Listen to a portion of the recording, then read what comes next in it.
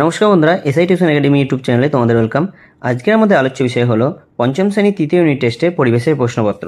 তোমাদের পরীক্ষা হবে 50 নম্বরের, সময় থাকবে 2 ঘন্টা মতো। তো অবশ্যই যারা নতুন বন্ধু আমার চ্যানেলে এসছো তারা অবশ্যই চ্যানেলটি সাবস্ক্রাইব করে সঙ্গে থেকো এবং ভিডিওটাকে একটা লাইক করে বন্ধুদের সঙ্গে শেয়ার করতে ভুলো না। চলো 1 নম্বর টপিকে কী বলছে দেখে নাও। বলছে সঠিক উত্তরটি বেছে নিয়ে লিখো কয়টি? 10টি।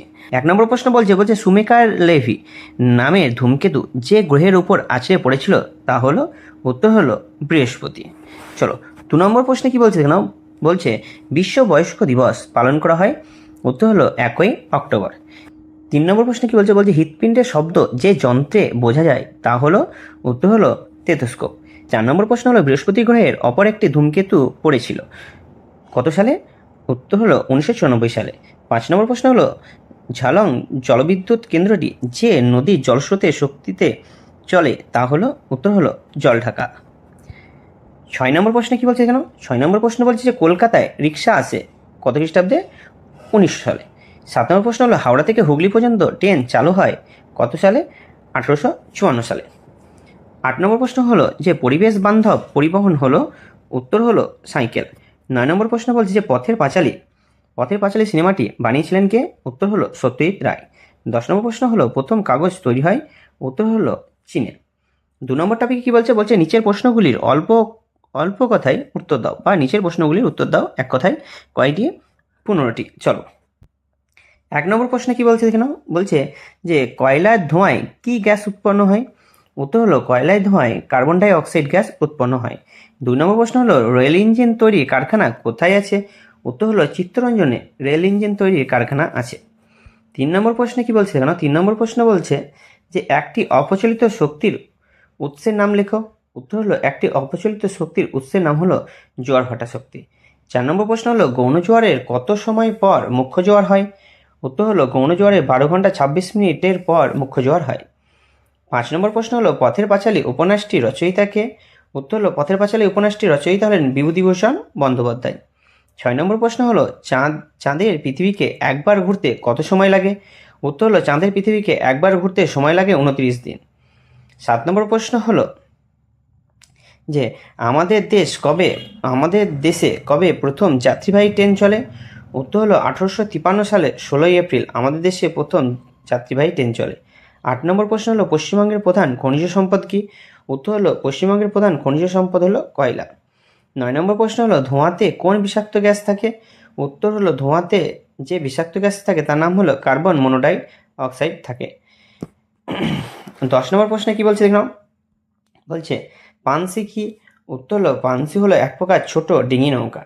11 নম্বর প্রশ্ন হলো প্যাপিরাস কি? উত্তর হলো প্যাপিরাস এক প্রকারের গাছের ছাল। 12 নম্বর প্রশ্ন হলো পৃথিবীর নিজস্ব ঘোরার পথকে কি বলে? উত্তর হলো পৃথিবীর নিজস্ব ঘোরার পথকে বলে কক্ষপথ। 13 নম্বর প্রশ্ন হলো কোন তিথিতে মরা কোটাল হয়? উত্তর হলো সপ্তমী ও অষ্টমী তিথিতে মরা কোটাল হয়। 14 নম্বর প্রশ্ন হলো সুনামি কি? উত্তর হলো সমুদ্রের নিচের ভূমিকম্পের ফলে যে জলোচ্ছ্বাস হয় তাকে সুনামি বলে। 15 নম্বর প্রশ্ন হলো পশ্চিমবঙ্গের কোথায় কয়লা খনি আছে? উত্তর হলো পশ্চিমবঙ্গের রানীগঞ্জে ও আসানসোলে কয়লা খনি আছে। এরপরে দেখো 3 নম্বর টপিকে কী বলছে শূন্যস্থান পূরণ করো কয়টি? যে কোনো 10টি। প্রথম প্রশ্ন হলো 1 নম্বর প্রশ্ন হলো কয়লার উপাদানটি হলো, উত্তর হলো কার্বন। 2 নম্বর প্রশ্ন হলো ড্যাশ পুড়িয়ে তাপবিদ্যুৎ উৎপন্ন হয়? উত্তর হলো কয়লা পুড়িয়ে তাপবিদ্যুৎ উৎপন্ন হয়। চলো 3 নম্বর প্রশ্নে কী বলছে দেখো। 3 নম্বর প্রশ্ন বলছে যে মুখ্য জোয়ারের মূল কারণ ড্যাশ আকর্ষণ। উত্তর হলো মুখ্য জোয়ারের মূল কারণ হলো চন্দ্রের আকর্ষণ। 4 নম্বর প্রশ্ন হলো কয়লা পেট্রোলিয়াম দুটিকে বলে ড্যাশ। উত্তর হলো কয়লা পেট্রোলিয়াম দুটিকে বলে কি? জীবন্ত জ্বালানি। 5 নম্বর প্রশ্ন হলো ড্যাশ আমাদের সব শক্তির উৎস। উত্তর হলো সূর্য। 6 নম্বর প্রশ্ন হলো টেলিস্কোপ তৈরি করেছিলেন কে?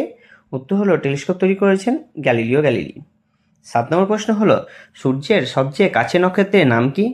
উত্তর হলো সূর্যের সবচেয়ে কাছে নক্ষত্রের নাম হলো প্রক্সিমা সেন্টিউরি। চাঁদ আছে পৃথিবীর থেকে প্রায় কত লক্ষ কিমি দূরে?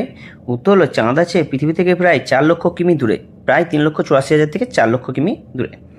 9 নম্বর প্রশ্ন হলো ঘিয়ের শিশির গায়ে থাকে ড্যাশ ছাপ। উত্তর হলো ঘিয়ের শিশির গায়ে থাকে আগ ছাপ। 10 নম্বর প্রশ্নে কি বলছে দেখো না, প্রকৃতি ও মানুষ মিলে তৈরি করে ড্যাশ। উত্তর হলো প্রকৃতি ও মানুষ মিলে তৈরি করে কি? সম্পদ।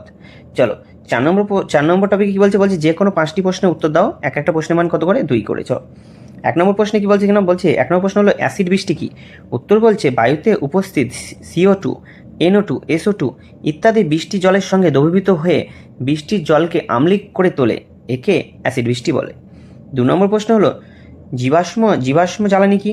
উত্তর হলো মৃত উদ্ভিদ ও প্রাণীর দেহ বহু বছর ধরে মাটির নিচে থেকে উচ্চ তাপ ও চাপে কয়লা প্রভৃতি গ্যাস ও খনিজ তেলে পরিণত হয়, এগুলোকেই বলে জীবাশ্ম জ্বালানি। 3 নম্বর প্রশ্ন হলো জলচক্র কাকে বলে।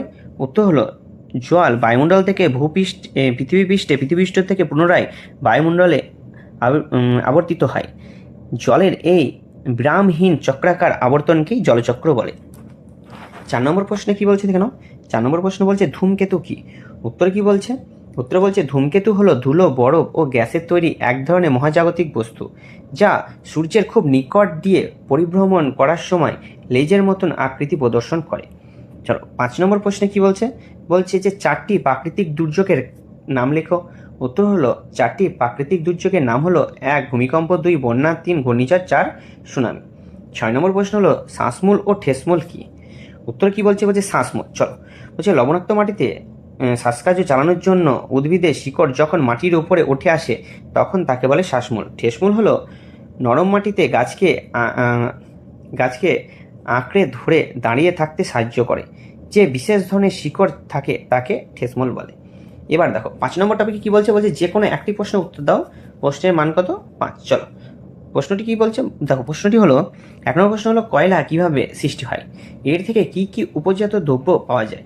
উত্তর কি বলছে, বলছে কোটি কোটি বছর আগে পৃথিবীতে উদ্ভিদ ও প্রাণীর দেহাবশেষ ভূমিকম্প ও অন্যান্য প্রাকৃতিক কারণে মাটির নিচে চাপা পড়ে ভূগর্ভস্থ ও চাপের সংস্পর্শে ধীরে ধীরে কয়লায় পরিণত হয়েছে।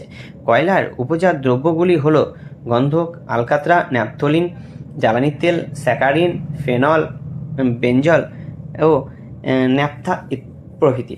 ভিডিওটা কেমন লাগলো অবশ্যই কমেন্ট করে জানিও। কারো কোনো প্রশ্ন থাকলে অবশ্যই কমেন্ট করে দিও।